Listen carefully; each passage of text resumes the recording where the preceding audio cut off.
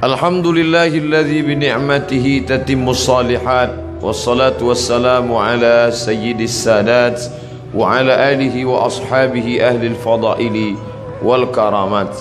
Subhanaka la ilma lana illa ma 'allamtana innaka antal alimul hakim. Rabbi shrah li sadri wa yassir li amri wa hlul 'uqdatam min lisani yafqahu qawli. Yang sama-sama kita hormati imam kita, kiai kita, khatib kita, tuan-tuan guru kita, hadirin hadirat yang dimuliakan Allah Subhanahu wa taala. Tak dapat saya sebut satu persatu, tapi semuanya yang berhadir ini insyaallah dimuliakan oleh Allah Subhanahu wa taala. Amin ya rabbal alamin. Nanti sampai masanya, kata Nabi sallallahu alaihi wasallam, sampai-sampai batu pun akan berkata, ya Abdallah, wahai hamba Allah, hadzal Yahudi, ini di belakangku khalfi ada seorang Yahudi, uqtulhu, bunuhlah dia. Satu saja yang tidak mau menunjukkan tempat Yahudi, yaitu syajaratul gharqad, pohon gharqad, bentuknya seperti pohon pinus. Alhamdulillah, ketika saya sampai di kota Rafah, ini Mesir, ini Palestina, lalu ada satu kota bernama Rafah dibagi dua, perjanjian damai antara Mesir dengan Israel, maka mereka ambil setengah dan diambil oleh Mesir setengah. Di tengah kota ini dibuat satu garis lurus perbatasan dengan tegangan listrik, tegangan tinggi, pagar kawat, sehingga antara orang Rafah yang ada di Mesir dengan yang ada di jajahan Israel putus kontak, hanya bisa berhubungan lewat alat komunikasi, padahal mereka punya kota yang indah sebelum penjajahan Israel tahun 1946. Dari sana kita lihat hijau. Ternyata yang hijau mereka tanam itu adalah syajaratul gharqad, pohon yang memang sudah disebutkan Nabi Muhammad sallallahu alaihi wasallam.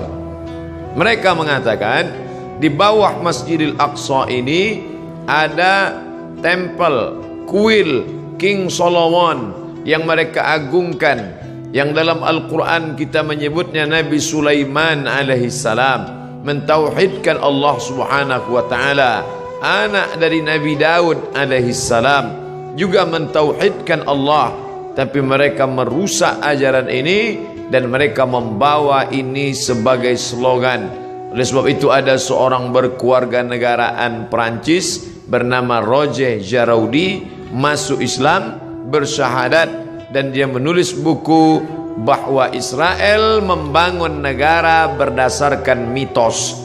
Maka pemerintah menangkap Roger Jaraudi, dipenjarakan, tapi dia puas karena dia sudah mengungkap bagaimana kebatilan Israel. Penjajahan terbesar di atas dunia hari ini dilakukan oleh Israel. Tembok terpanjang di dunia hari ini, tembok yang dibangun oleh Israel.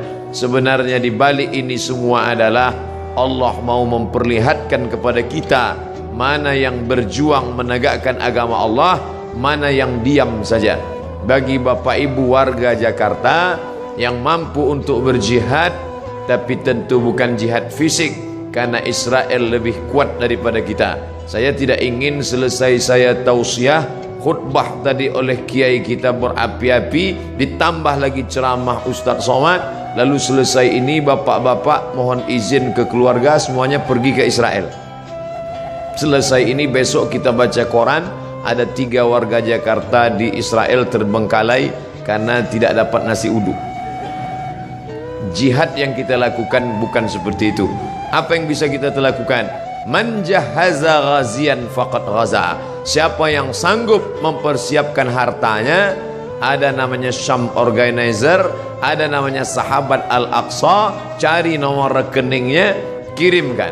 Ada salah satu artis kita yang berangkat ke sana langsung. Mungkin dia punya finansial biaya yang luar biasa, badannya sehat, uangnya banyak, dia pergi ke sana untuk melihat langsung. Ada pula saudara kawan kita yang dengan hartanya, tolonglah, tapi andai tidak bisa, maka kiai kita melalui khutbah Jumat tadi mengajak kita berdoa, Allahumma ansur ikhwanana al-mujahidin al-mazlumina fi Palestin. Tolong saudara kami yang Allah yang teraniaya di Palestina. Orang-orang yang sekuler, liberal, iseng-iseng mulai mengetes Ustadz.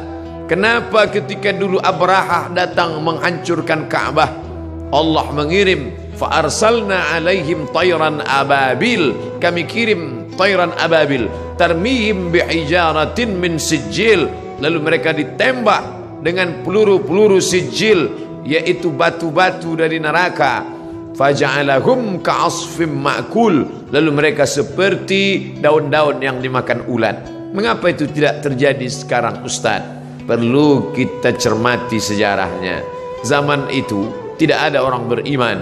Abdul Muttalib seorang laki-laki yang soleh sendirian, dialah yang memegang kunci Ka'bah. Abdul Muttalib punya anak Abdullah, Abdullah punya anak Muhammad sallallahu alaihi wasallam. Maka Abdul Muttalib datang membawa kunci Ka'bah, dia serahkan kepada Allah. Di pintu itu dia berkata, inna lihadzal baiti rabban yahmih, rumah Baitullah ini ada Rabb, pemilik, pencipta, pelindungnya. Aku tak sanggup menjaganya, ya Allah jagalah dia. Zaman itu tidak ada orang beriman, tapi hari ini 2 miliar orang beriman. Asia Tenggara saja lebih dari 1,5 miliar. Indonesia, Malaysia, Brunei Darussalam, Moro, Patani Thailand Selatan. Maka ini sudah cukup. Belum lagi dari daratan India, Pakistan, Bangladesh, Myanmar, lalu kemudian 22 negara Arab yang terpecah dari mulai Yaman sampai ke Maghribi Maroko di Afrika Utara. Umat Islam yang tersebar di Eropa, imigran dari Jerman yang sudah ada di Jerman, imigran dari Turki hampir lebih 2 juta orang. Umat Islam tersebar banyak. Ini adalah tantangan bagi umat Islam, bagaimana menolong Masjidil Aqsa yang menjadi kiblat Nabi menghadap ke Masjidil Aqsa 18 bulan lamanya. 18 bulan 17 menghadap ke arah Masjidil Aqsa sampai akhirnya turun ayat fawalli wajhaka syatral masjidil haram, hadapkan wajahmu